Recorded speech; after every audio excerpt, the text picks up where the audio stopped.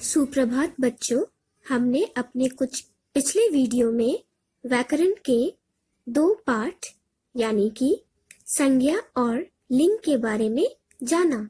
तो चलिए आज हम व्याकरण के तीसरे पाठ वचन यानी कि नंबर को जाने।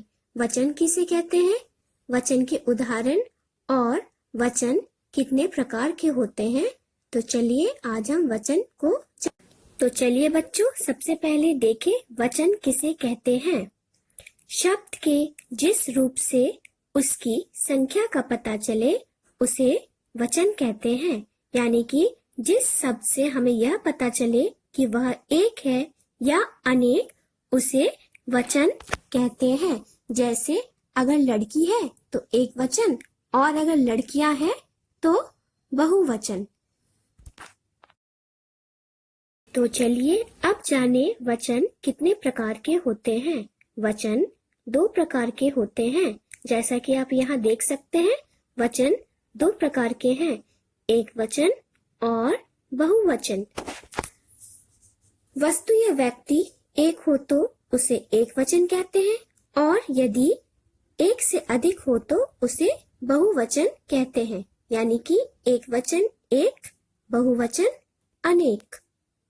कुछ शब्द सदा एक वचन होते हैं, यानी कि वह हमेशा एक वचन में प्रयोग होते हैं। जैसे पानी, दूध, तेल, वर्षा आदि।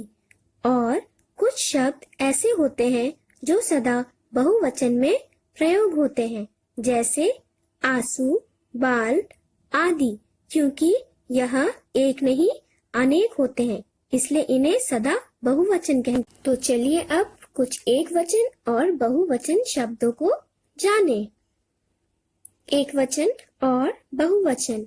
माला, मालाएं, केला, केले, रोटी, रोटियां, किताब, किताबें, चिड़िया, चिड़ियां, पतंग, पतंगे, पाठशाला, पाठशालाएं, बगुला, बगुले।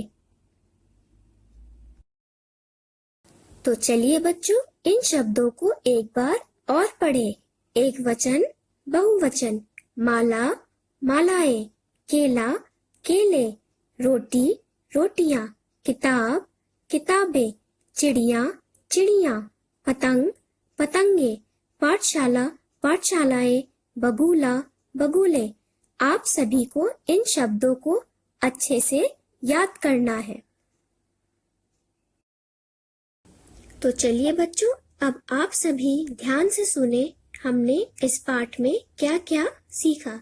हमने वचन के पाठ में सबसे पहले यह जाना कि वचन किसे कहते हैं। शब्द के जिस रूप से उसकी संख्या की जानकारी मिले उसे वचन कहते हैं। उसके बाद हमने वचन के प्रकार को जाना। वचन कितने प्रकार के होते हैं? वचन 2 प्रकार के होते हैं, एक वचन और बहुवचन।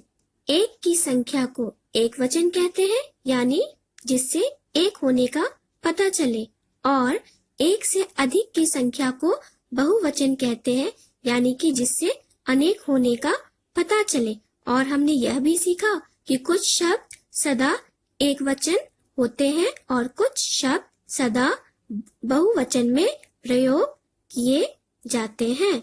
धन्यवाद।